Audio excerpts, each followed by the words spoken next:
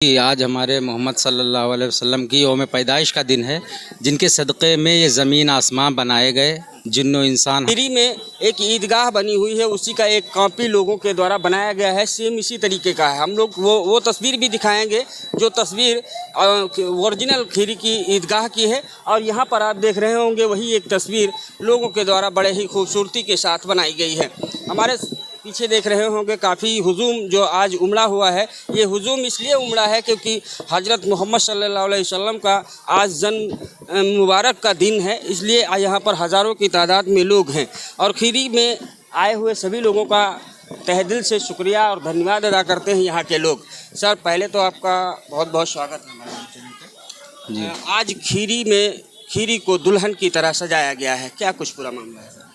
जी, आज हमारे मोहम्मद सल्लल्लाहु अलैहि वसल्लम की यौम पैदाइश का दिन है, जिनके सदक़े में ये ज़मीन आसमां बनाए गए, जिन्नो इंसान हम लोगों को जिनके सदक़े में सब कुछ मिला। आज उनकी यौम पैदाइश का दिन है, उसी की खुशियाँ मनाते हैं।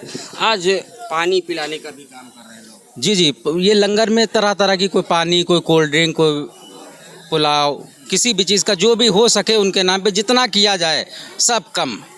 हुजूर सल्लल्लाहु अलैहि वसल्लम के कई पैगाम आए, उन्होंने ये भी कहा है कि हमें भाईचारे की तरीके से भाईचारा अपना निभाना चाहिए, लोगों के दिलों में अपनी जगह बनानी चाहिए।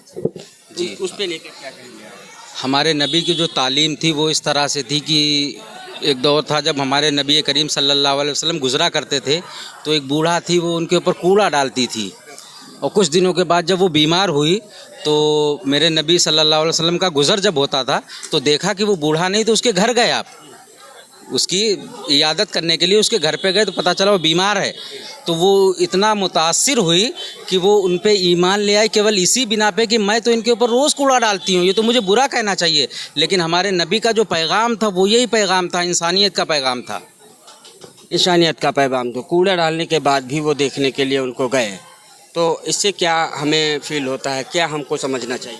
हमें यही समझना चाहिए कि अभी हमारे पड़ोस में कोई भी हो, वो हिंदू हो, मुसलमान हो या कोई भी हो, अगर किसी वजह से वो भूखा सोया है तो हम खाना बाद में खाएं, पहले उसे खिलाएं। ये इंसानियत है कि उसका ख्याल रखा जाए, वो कोई भी हो। इंसानियत जो कहती है वो ये है, ये हमारे नबी ने हमें सिखाया है। अगर हम बात करें मुस्लिम वर्ग के लोगों की, तो क्या आज सबसे बड़ा त्यौहार है? जी, हमारे त्योहारों में सबसे बड़ा त्यौहार जश्न ईद मिलादुन नबी का है, जिसमें हमारे नबी की पैदाइश का दिन है। पैदाइश का दिन है। आज हम लोग झंडे निकालते हैं, लोगों को जैसे कि हम लोग इसमें शामिल करते हैं, तरह तरह की चीज़ें हम लोग खिलाते पिलाते रहते हैं। तो ये हम क्यों करते हैं? ये बता तो रहा हूँ मैं कि ये हमारे नबी की जो पैदाइश का दिन है उसी की खुशी मनाते हैं। अब खुशी में कोई कितना भी लंगर करे या किसी को कुछ भी खिलाए, जब खुश आदमी होता है तो किसी को गिफ्ट या प्रेजेंट जो भी देता है, तो उसी हिसाब से ये है कि अपने अपने हिसाब से जिससे जितना हो सकता है उतना करता है अपनी नबी की यौम पैदाइश की खुशी में। लोग सवाल कर रहे हैं, वफ़ात के बारे में बात कर रहे हैं, क्या है पूरा मामला? नहीं, हमारी नज़र से वो वफ़ात ही नहीं, हमारे नबी आज भी ज़िंदा हैं, वो अपनी कब्र में आराम फरमा है। ये जिनका कहना है उनका कहना है। हमारे लिए जो पैदाइश की खुशी है, जिनके सदक़े में सब कुछ मिला, हमें दुनिया मिली, तो हम वही देखेंगे। जो वफ़ात कहते हैं उनसे हमें कोई वो नहीं, वो उनकी अपनी समझ है। लेकिन हमारे नबी आज भी ज़िंदा हैं। जब वली ज़िंदा हैं तो वो तो हमारे नबी हैं, बस ये है कि ज़ाहिरी दुनिया से वो पर्दा फरमा गए। पहला उनका एक ज़िक्र था कि आप नमाज़ पढ़ें। जी, नमाज सबसे फ़र्ज़, 5 फ़र्ज़ हैं, नमाज, रोज़ा, हज, ज़कात। जो नमाज हुजूर को मिली तो नमाज सबसे पहले फ़र्ज़ चीज़ों में नमाज। लेकिन हम लोग कोताही करते हैं, उनके लिए क्या मैसेज है? नहीं, उसमें कोताही जो भी करेगा वो गुनहगार होगा।